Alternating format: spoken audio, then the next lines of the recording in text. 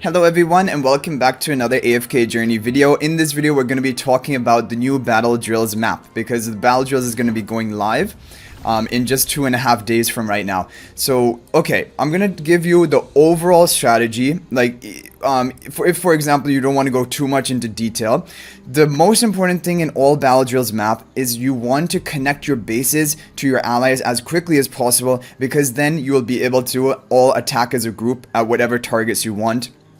And also you'll all be sharing whatever levels you got from clearing the various strongholds, and that will allow you to put more heroes into your command center. So I'm going to talk about the overall brief strategy here. There are going to be 3 bases. All of them will have room for 10 members. Or, okay, one has room for 11 members, but you only have 30 members in the guild. And you're going to want to connect to each other. So there's an easy way to connect. If you look down the map here, I'm just going to be tracing it out. There's only 5 times hard passages guards here. And then you're going to fight this stronghold or guard. And the same thing will happen on the right side. So the 2 towers which start on the top, they're going to want to go down here and begin attacking this guard as quickly as possible, and the right onto this guard. In the same way, the people starting on this base nearest to us, they're going to want to clear. Now half will have to clear the 5 times going to the left guard, and half will clear the 5 times going to the right guard. Now you should not be touching anything else on this map until these guards are defeated, because if for example people decide, oh, I'm gonna go up here, or like these people go down here, you're going to be wasting attacks which you could be using to connect to your members faster. And then when you're all connected, actually taking down this guard gives you a big capture bonus, 30 per different guard that you're taking down.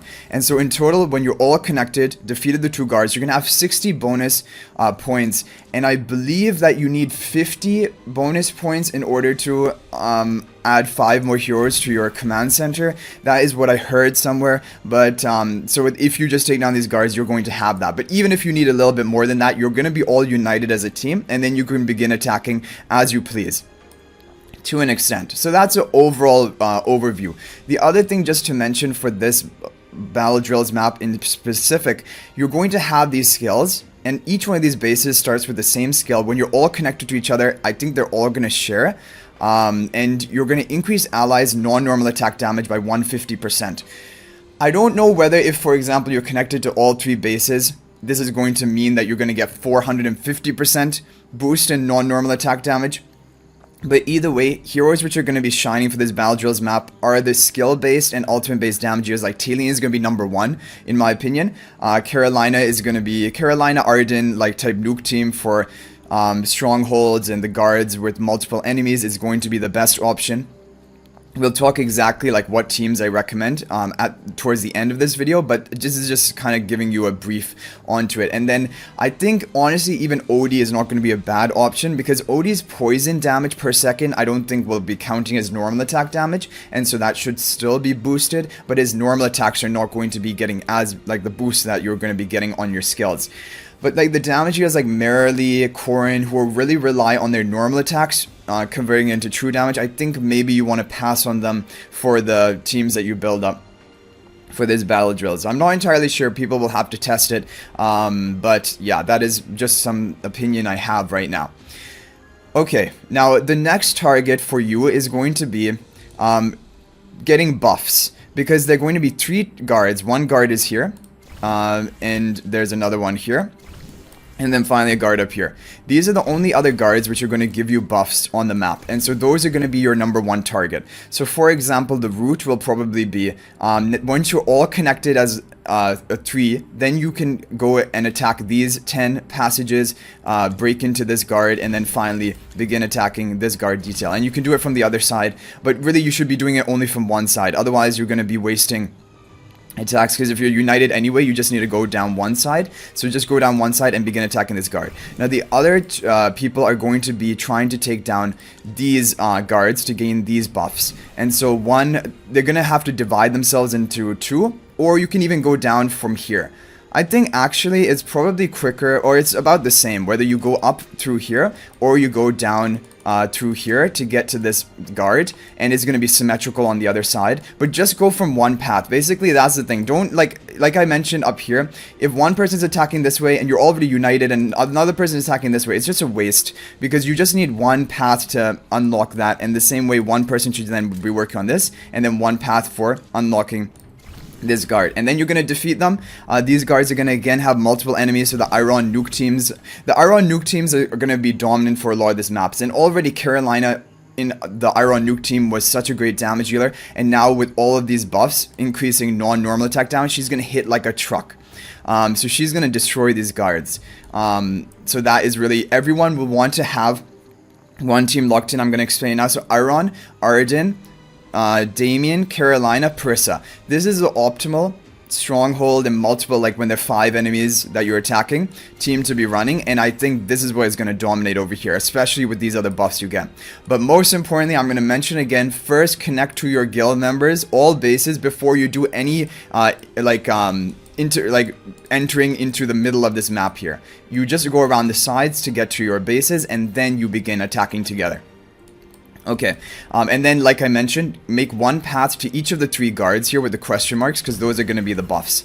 And now these buffs are going to give you more value. Increase allies' non-normal attack damage by 150%, so further increase, and grants 40 crit to the non-normal attacks. Again, this Battle Drills map is all about the skill-based and the ultimate-based damage dealers, mainly Talene. Grant 50 haste and restore 40 energy per second for allies, and then finally, whenever an ally casts an ultimate, attack and crit buff. Okay, and then you're going to have these buffs. Once you have all of these buffs, you're all connected as a guild, you should have now have enough capture bonuses that you can unlock all the slots in your command center. Now it will just come down to finishing up the map and begin attacking the bosses. So now, we did not attack Mariel, or Shadow Salazar up until now. Get all your buffs first, and then you're going to begin attacking them. And now, you can attack both side by side, it doesn't really matter. I think Mariel is probably going to be easier to kill. She doesn't have anything to reduce your damage output, but Salazar does, because Salazar has one ability, which will make the hero which deals the most damage unable to move or act. And so that is going to reduce your damage output. Now let's talk about some boss teams that you can run, because we have the Iron Nuke team. That's mainly for teams where there are 5 enemies, 4 enemies, even 2 enemies. But I think most of the maps are either 5 or just 1. If there's a one-man boss, then you're going to have to change up your strategy. If you have Talene built, then definitely she's a good option. If you don't, I'm also going to try, honestly, Talene. I have her at Epic Plus. Honestly, she has a lot of damage output, even without getting her highly ascended. So I'm going to try her even at Epic Plus, because I think she's going to be that great. Along with you, you'll want to pair a supportive healer. Ludovic is a great sustain healer for Talene, but Smokey, Mikola, Smokey or Ludovic really. You need a lot of healing for Talene. Mikola I don't think will provide enough healing, but overall Mikola is good with the Talene team, but then have another healer as well, just to keep her alive and continuously casting. So Lily May I also think is going to be a great option for bosses. She's a single target damage dealer, and she does have a lot of damage from her skills. Her true damages actually can be applied from a rainstorm ballet. It can be applied on her normal attacks, so I think that would not be dealing as much damage as if the rainstorm ballet is applying the true damage, and then probably she's going to get the bonus of all of these skills. But either way, I think Lily May is going to be a good damage dealer. I still think Odie will be pretty good, and like we mentioned, Talene. Now, along with this, you're going to want to have supports. In a lot of Dream Realm or Battle Drills bosses, it is survival can be an issue, so having Coco for the damage reduction and shielding if she's Mythic Plus, and then also having Smokey, Mikola. I think you're going to want to have Smokey and Mikola if you have them built up in your command center formation. Apart from that, we can just take a look at all the other heroes that you can try. Just taking a look at the skills of the main boss. Immobilizes and damages an enemy over time. That is going to reduce your ability to deal damage because of the immobilization. Creates a miasma when battle starts, making yourself immune to all types of damage while the miasma is in effect. Charms the enemy who deals the most cumulative damage. Creates true misslings to join the battle. Summons a servant to imitate each defeated enemy hero. Okay, so you will not want your team dying, because if you have defeated heroes, then she's going to summon a servant imitation of that, and then it's going to be even more difficult for you to deal damage and survive. So that is why you're going to want to have healing. have like Coco as a support. And yeah, okay, so let's take a look at the hero options we have, and then I can kind of give you a recommendation on who should be running. So the Arden nuke team, everyone should have Iron, Arden, Carolina, Damien, and Parissa. Now, if you don't have these heroes at Mythic Plus, I honestly think I would still run them, because maybe not I don't know, they still deal a lot of damage, and I think for these strongholds you're gonna need these AoE damage nuking teams that don't have, like, they have damage on their skills and ultimates, not on their normal attacks. So that's your number one team. Everyone should be feeling that. That's for all of the guards, the 5-man teams. But don't use this on bosses. Bosses cannot be immobilized, and AoE damage is wasted on them when there's only one target, so only save this for the guards. Now there's also passageways. I forgot to talk about that. Passageways are very similar to the guards in that you're going to have 5 enemies and they keep spawning themselves, and for that you're going to want AoE damage dealers. So the heroes which do well in the 5-man team, like Iron, Arden, Carolina, these will do great in the passages as well. But you want to save your Iron team for the strongholds, for the guards that you're going to be taking down, so you're going to need to add in more heroes for the passages. So I'm going to give you another option of heroes which will be good for passages. So for example, Cecia, Viperion, Igor. This is a good team of Graveborns, and the reason I'm mentioning 3 heroes is because you can run in passages with only 3 heroes, and that will save stamina on your entire team. If you defeat the passage with only 3 heroes, then stamina will only be deducted from them. If you take all 5 heroes to defeat the passage, then all of the heroes will lose stamina. However, it will also depend on how difficult the opponent passage stage is, because you can also get some stamina refunded to you based on how quickly you can clear a passage stage. For example, if you clear it within 30 seconds, you will get the maximum stamina refunded to you. If you clear within 45 seconds, then you get a little bit less stamina refunded, and if you clear within 60 seconds, you get even less stamina refunded, but still some amount back. So depending on the difficulty of the passages at the beginning, when we're looking at the map, the difficulty is going to be high. On these edges, you have the hard difficulty of passages, so maybe you'll have to run a full 5-man team, and don't worry about it. So what I would recommend at the beginning, your first lineup, if you can lock in 10 heroes. One is the Iron nuke team, and save that for the guard when you get to it, and then run another 5 heroes for the passages. And those are going to be AoE damage dealers mainly, but you can also throw some healing in there. So Viperion, Cecia, Igor are going to be great options for, you get the factional synergy. You can even throw Ludovic in there as well for the healing to make sure everyone lives. The Viperion and Cecia will deal AoE damage and continuously work down the opponents. Viperion is a good option for that. Sylvina can be Sylvina will not be great because she depends a lot on her normal attack damage, and that is going to be reduced in the boss, but you can use her, it would be fine. Floribel would be pretty good, but it takes her time to kill opponents because she, like, it takes her time to ramp up with all of her minions, but it would be a fine option. You can even use Thorn. His damage effect can help you, and also the tankiness, he can tank all the aggro, and then you can just have damage deals in the back, and then you wouldn't have to run a healer. And Brian can be fine. Elsa, Leica, these are decent options for passages because they deal AoE damage and continuous damage. Reese can also be pretty good for the passages. So I think if I had to lock in a team, I'm going to tell you which team I would lock in. So the Iron crowd control team, along with that probably Viperion, Cecia, Igor, I would probably lock in because they did really well in the previous Battle Drills map. And along with them, potentially Ludovic, Talene would be good, or even Reese. Reese deals AoE damage, but sometimes it doesn't line up and hit the enemies, and then it's kind of wasted damage. I think that's something I would use a team like that. Don't be using Scarlita and things and many tanks for passages. At most, you run one tank to take the damage, and then run a lot of damage dealers, because you want to burst through as quickly as possible, because that's going to refund more stamina to you. But the hard passages can be a little bit difficult, so that's something to keep in mind. So yeah, probably Ludovic for healing, and then find like a Thorin. You get a good factional 5 Graveborn synergy if you want to run all of them.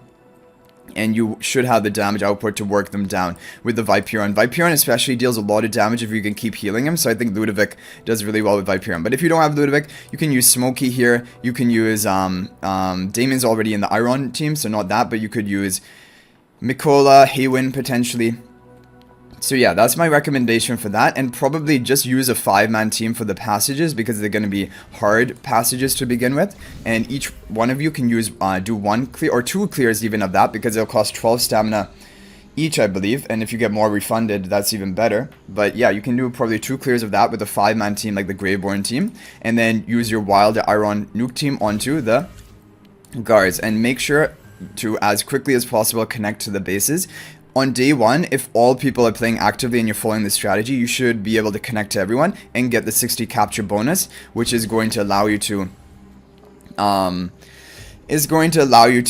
put more heroes into the command center. Then when you're done with that, I would keep probably the Graveborn team, or for passages, so these guards are going to be easier. When you come to the easy guards, just use teams of 3 heroes like Igor, Cisia, Viperon. That has been proven that team can clear these easy or even sometimes regular stages in like only 30 seconds or under, and so that's a great option. And then you'll have more total heroes or teams you can run if you're only using 3 at a time. And then you want to field your boss team. Maybe not immediately because might want to clear the rest of the map and the guards first. But when you go for the bosses, then I think the heroes like Lily May. Let's go back over to the heroes for bosses. I think this is when your AoE damage heroes are not going to be great, but Coco will be good for protection, Smokey for the healing and the attack and haste buff.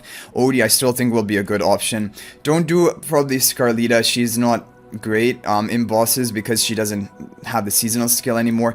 Thorn is going to be good, especially with his magic charm bonus. The target will receive bonus damage, which is going to ramp up your damage. Marilee, Corrin, if you don't have any other better damage dealer option, you can run them, but if you have Odie, Lily May, I would pass on them and go for Odie and Lily May in maybe a single team. Florabelle can be fine as a damage dealer, but again, a lot of her damage is from normal attacks, and I think the minions normal attacks, so actually I would not recommend Florabelle in this map. Probably Vala as well, I wouldn't really recommend. A lot of it is from her normal attacks. Shakir can be good for the buffs he provides, so Shakir is a good hero option. And then Reese can be good, and especially now with his mythic charm set, elite charm set, he will cause his target to receive bonus damage, I think by the whole team, so he is a good option. Mikola is great for bosses. Even Elsa has been pretty good, so Elsa would be good for bosses. Cassidy can be good for bosses as well. A lot of her damage is from her skills. Okay, so yeah, I think there's actually a lot of hero options. Rainier as well, must have if you have a mythic plus. I don't think I would need Feresto, and you can go for Taylene of course with Ludovic. If you have Taylene, I would partner her with Ludovic for like the maximum healing.